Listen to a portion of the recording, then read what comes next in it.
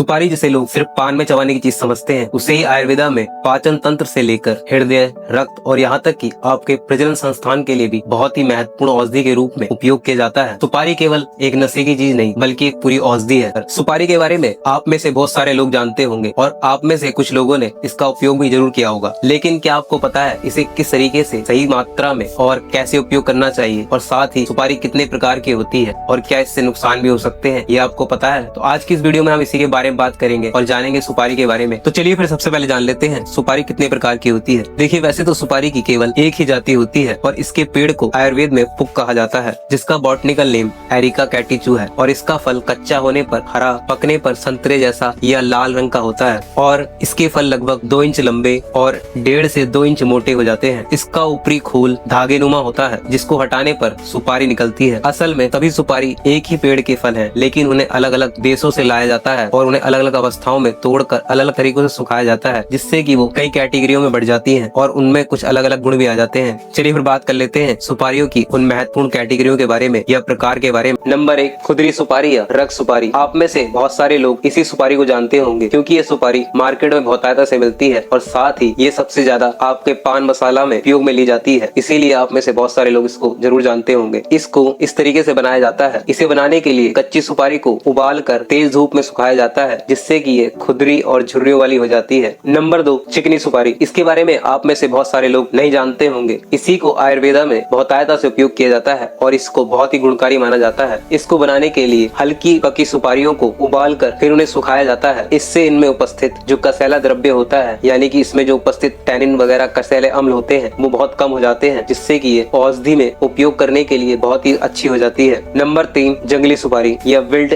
Areca नट। जंगली सुपारी, इसके बारे में बहुत कम लोग जानते हैं और इसका बहुत सीमित तरीके से उपयोग किया जाता है। ये नॉर्मल सुपारी से आकार में छोटी होती है और लगभग नॉर्थ ईस्ट में ये पाई जाती है। ये छोटी और बहुत कसैली होती है और इसका उपयोग कुछ पारंपरिक औषधि बनाने में ही किया जाता है। सुपारी का पेड़ दिखने में खजूर और नारियल के पेड़ की तरह बिना शाखा वाला होता है, जो लगभग 40 से 60 फीट तक हो जाता है, और आप इसको इसके तने को देखकर आसानी से पहचान सकते हैं, क्योंकि इसका तना हल्का सफेद होता है जिस पर इस तरह की धारियां होती हैं। इसके पत्ते कुछ खजूर की तरह होते हैं, जो कि आगे से नुकीले होते हैं, और इसके फूल हल्के हरे, पीले, सफेद कुछ इस तरह से दिखाई देते हैं, जो कि लगभग रेशे की तरह दिखाई देते हैं। सुपारी का पौधा लगभग लगाने के 6 से 8 साल बाद फल देना शुरू करता है। इसके बाद इसे लगभग 30 से 40 साल तक फल देने वाला माना जाता है। और सबसे जरूरी बात, ये सुपारी का पौधा हर जगह नहीं होता, ये कुछ विशेष जगह ही होता है। चलिए फिर बात कर लेते हैं ये किन जगह पर होता है, यानी कि सुपारी के उत्पत्ति स्थान के बारे में। सुपारी भारत के लगभग समुद्र तटीय क्षेत्रों में, विशेषतः कर्नाटक, महाराष्ट्र और तमिलनाडु, असम और बंगाल में बहुतायता से होती है। इसके अलावा ये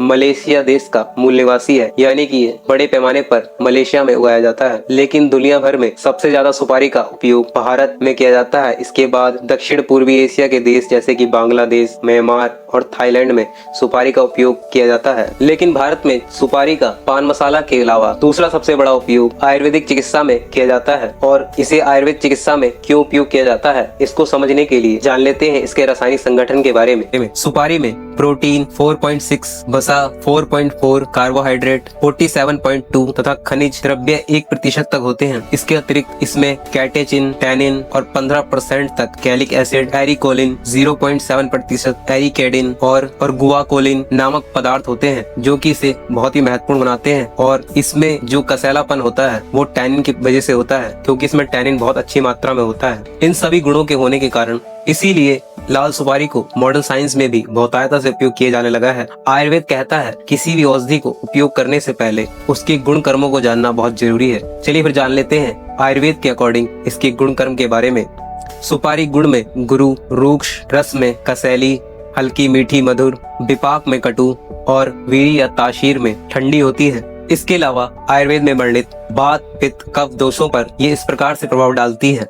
कच्ची सुपारी कफ और वात शामक है और उबालने पर ये त्रिदोष शामक हो जाती है, यानी कि ये तीनों दोषों का शमन करती है। इसीलिए लाल सुपारी का उपयोग आयुर्वेदा में बहुतायता से किया जाता है। ये सुपारी के बारे में एक बहुत ही महत्वपूर्ण और बहुत ही बेसिक जानकारी थी, जिसके बारे में आपको पता होना बहुत जरूरी है। और इसके उपयोग से पहले आप अगर इस जानकारी को नहीं जानते तो आपको कभी नहीं पता चलता कि सुपारी कितने प्रकार की होती है और इसमें क्या क्या होता है। चलिए बात कर लेते हैं सुपारी को किस रोग में, कितनी मात्रा में, किस चीज के साथ और कैसे उपयोग करना चाहिए। इसी में मैं आपको दोनों सुपारियों के उपयोग बताऊंगा कि लाल सुपारी को किस रोग में उपयोग करना चाहिए और कच्ची सुपारी को किस रोग में उपयोग करना चाहिए। तो वीडियो को बिल्कुल भी मिस मत करना और वीडियो को पूरी लास्ट तक जरूर देखना। आपको अच्छे समझ में आ जाएगा कि सुपारी को किस रोग में और कैसे उपयोग किया जाता है। नंबर 1, मुखपाक या स्टोमेटाइटिस में सुपारी का उपयोग। मुंह में जलन, दर्द, लालिमा, सूजन और मुंह में होने वाले छाले, अल्सर में सुपारी का उपयोग करने से बहुत ही फायदा देखने को मिलता है, क्योंकि सुपारी में टैनिन होते हैं जो कि कसैले घटक हैं। ये मुंह की झिल्ली पर कसाव लाते हैं, जिससे कि सूजन कम होती है और घाव, छाले, रक्त स्राव आदि समस्याओं में बहुत अच्छा फायदा देखने को मिलता है। और आयुर्वेदा के अकॉर्डिंग भी सुपारी को रक्त स्तंभक, रक्त को रोकने वाली, कृमिहन और मुंह को शुद्ध करने वाली और साथ ही घाव को भरने वाली माना गया है। इसीलिए ये मुखपाक और मुंह में होने वाले छालों पर बहुत ही अच्छा काम करती है। और इस समस्या में खुदरी सुपारी का उपयोग किया जाता है। इसके लिए खुदरी सुपारी को बड़ी इलायची की भस्म के साथ मुंह में लगाने से मुंह के छाले खत्म हो जाते हैं। नंबर 2, मसूड़ों के रोग में या पीरियोडोंटल्स में मसूड़ों से खून आना, दांतों में ढीलापन, मुंह से बदबू आना, दर्द और सूजन और यहाँ तक कि मुंह से पस आने जैसी समस्याओं में भी सुपारी का उपयोग करने से बहुत ही अच्छा फायदा देखने को मिलता है। सुपारी में उपस्थित कसैले और रक्त स्तंभक गुण इन सभी समस्याओं में अच्छा काम करते हैं। इसके लिए सुपारी को जलाकर उसकी भस्म बनाई जाती है और उसे छानकर मसूड़ों पर लगाने से इन सभी समस्याओं में केवल 2 से 3 दिन में ही बहुत अच्छा रिजल्ट देखने को मिलता है। नंबर 3, उल्टी होना या वॉमिटिंग में सुपारी का उपयोग। अपच के कारण होने वाली उल्टी या जी मचलाना जैसी समस्याओं में सुपारी के छिलके या सुपारी की राख को नीम की लकड़ी की काली राख के साथ छानकर और दोनों को पानी में मिलाकर थोड़ी थोड़ी मात्रा में पीने से अपच के कारण होने वाली उल्टी बंद हो जाती है। नंबर 4, रक्तपित्त या हेमोरॉजिक डिसऑर्डर या ब्लीडिंग डिसऑर्डर में सुपारी का उपयोग। जब शरीर में पित्त दोष की अधिकता हो जाती है तब वो रक्त धातु के साथ मिल जाता है और जिससे कि रक्तपित्त उत्पन्न होता है। इसमें खून असामान्य रूप से शरीर के ऊपरी भागों से जैसे कि मुंह, नाक, कान आदि और अधोभाग यानी नीचे के भागों से जैसे कि गुदा मार्ग, मूत्राशय, गर्भाशय से निकलने लगता है। और इन सभी समस्याओं में सुपारी का उपयोग करने से बहुत अच्छा लाभ देखने को मिलता है। इसके लिए सुपारी का चूर्ण चंदन के अर्क या आंवले के रस के साथ सेवन कराने पर नाक, मसूड़े और अधोमार्ग यानी कि नीचे के मार्गों से आने वाला रक्त बंद हो जाता है। नंबर 5, उदरवात या डकार या बार्प में सुपारी का उपयोग। ऐसे लोग जिनको बहुत ज्यादा डकारें आती रहती हैं, उनको चिकनी सुपारी के चूर्ण को मट्ठा या कांजी में पीसकर चटनी बनाकर 1 से 3 ग्राम की मात्रा में रोज सुबह शाम उपयोग कराते रहने से डकार आनी बंद हो जाती है, क्योंकि चिकनी सुपारी रस में कसाय मधुर होने से वात और पित्त दोनों का समन करती है और इस तरह की डकार आना वात और पित्त का मुख्य कारण होता है। नंबर 6, इच्छू में या मधुमेह डायबिटीज में सुपारी का उपयोग। अगर सुपारी और बेल की छाल का काढ़ा बनाकर उसमें थोड़ा शहद मिलाकर नियमित पिलाया जाए तो ऐसे लोग जिनको पेशाब के साथ शक्कर आता है उन सभी को इन समस्याओं में बहुत अच्छा लाभ देखने को मिलता है। नंबर 7, स्त्री रोगों में सुपारी का उपयोग। आयुर्वेदा में सुपारी को महिलाओं के लिए बहुत ही उपयोगी माना गया है, क्योंकि सुपारी में कसैले अम्ल, टैनिन आदि होते हैं और ये रक्त स्तंभक भी होती है, जिससे कि ये महिलाओं में होने वाले सफेद पानी, श्वेत पिदर की समस्या, रक्त पिदर की समस्या जैसी समस्याओं में बहुत ही उपयोगी है। और ये रक्त स्तंभक होने से गर्भाशय से होने वाले ज्यादा खून निकलने की समस्या आदि में भी बहुत अच्छा काम करता है। इसके अलावा गर्भाशय की शिथिलता और योनि की ढीलापन में भी इसका उपयोग करने से बहुत ही अच्छा फायदा देखने को मिलता है। इसके लिए इसका उपयोग बनने वाले विशिष्ट योग के रूप में किया जाता है, जैसे कि आप जानते होंगे सुपारी पाक आदि, जिसके बारे में हम आगे बात करेंगे। इसके अलावा खुदरी सुपारी के बारीक चूर्ण को एक पोटली में बांधकर योनि मार्ग में धारण करने से इसकी जो शिथिलता या ढीलापन होता है वो रुक जाता है और गर्भाशय की शिथिलता भी दूर होती है। नंबर 8, धातु स्राव या स्वप्नमेह में या नाइटफॉल में सुपारी का उपयोग। सुपारी में पाए जाने वाले टैनिन और एल्केलॉइड्स में प्राकृतिक संकोचक और नसों को संतुलित करने वाले गुण होते हैं। ये गुण जनन तंत्र और मूत्र संबंधी समस्याओं में बहुत अच्छा काम करते हैं और ये साथ ही मांसपेशियों को मजबूत बनाते हैं और अनावश्यक स्राव को कम करते हैं, जिससे कि ये स्वप्न दोष आदि समस्याओं में बहुत अच्छा काम करते हैं। इसके लिए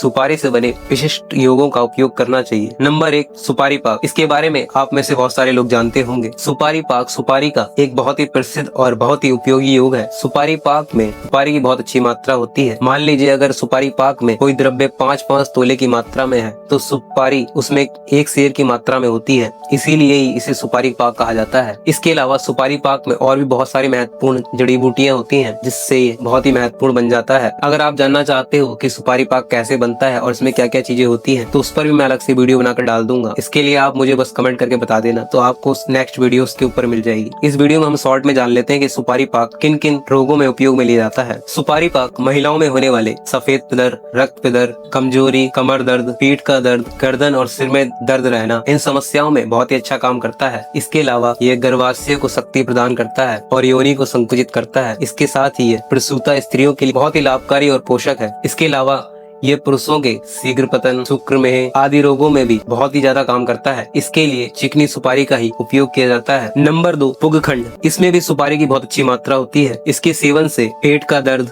अपाचन और गुदा आदि से आने वाला रक्त रुक जाता है। इसके साथ ही है बहुत ज्यादा एसिडिटी होना, बहुत ज्यादा प्यास लगना, उल्टी, बेहोशी जैसी समस्याओं में बहुत अच्छा काम करता है। और जिन लोगों को रुक रुक कर पेशाब आने की समस्या होती है, उसको भी यह दूर करता है। इसके साथ ही पुगखंड का उपयोग शरीर को शक्ति देने के लिए, पेट बढ़ाने के लिए और पाचन शक्ति को मजबूत करने के लिए किया जाता है। ये शरीर को बल प्रदान करता है और शरीर में प्रसन्नता लाता है। इसमें भी चिकनी सुपारी का ही उपयोग किया जाता है। नंबर 3, दहन संस्कार चूर्ण या दहन संस्कार मंजन। ये आयुर्वेद का एक बहुत ही अच्छा और बहुत ही कारगर आयुर्वेदिक मंजन है। इसका उपयोग करने से सारी दांतों की संबंधित समस्याओं में बहुत अच्छा फायदा देखने को मिलता है। आप में से कुछ लोग शायद इसको जानते भी हो। ये दांतों को भले ही थोड़ा कम बाइट करता है, पर ये दांतों से जुड़ी सभी समस्याओं में अच्छा काम करता है, जैसे कि दांतों से खून आना और मसूड़ों का छिलना, मसूड़ों में पस भरना। इन समस्याओं में इसका बहुत अच्छा फायदा देखने को मिलता है और इससे किसी तरह का कोई नुकसान भी नहीं होता है। ये वो 3 विशिष्ट योग हैं जिनमें की सुपारी की बहुत अच्छी मात्रा होती है।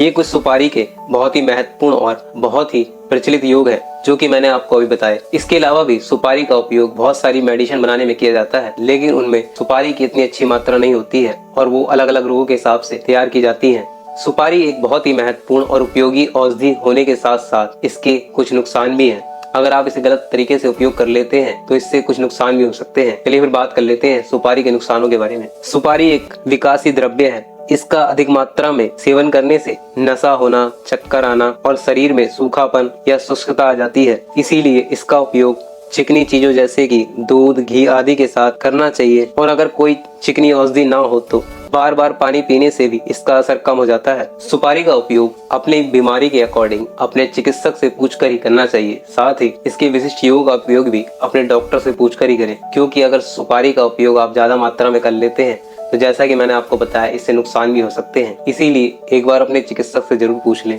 उसके बाद ही सुपारी का उपयोग करें। इससे आपको बहुत ही अच्छा फायदा देखने को मिलेगा। इसके अलावा अगर आप किसी और आयुर्वेदिक औषधि पौधे के बारे में जानकारी चाहते हैं तो मुझे कमेंट करके बताइए, मैं उसके बारे में भी आपको विस्तार से बता दूंगा। मेरी वीडियो पर बहुत दिनों से सुपारी के बारे में कमेंट आ रहे थे, इसीलिए मैंने सुपारी पर एक बहुत ही डिटेल वीडियो बनाया है। वीडियो कैसा लगा कमेंट करके जरूर बताना। इसमें मैंने आपको सभी बता दिया है कि सुपारी कितने प्रकार की होती है, इसे कितनी मात्रा में कैसे उपयोग करना चाहिए और साथ ही इसके रासायनिक संगठन के बारे में भी आपको बताया है और इसके विशिष्ट योग के बारे में भी। आज की वीडियो में बस इतना ही। वीडियो अच्छी लगी हो तो लाइक शेयर करके जरूर बताना और साथ ही अगर कुछ कमी रह गई हो तो वो भी जरूर बताना।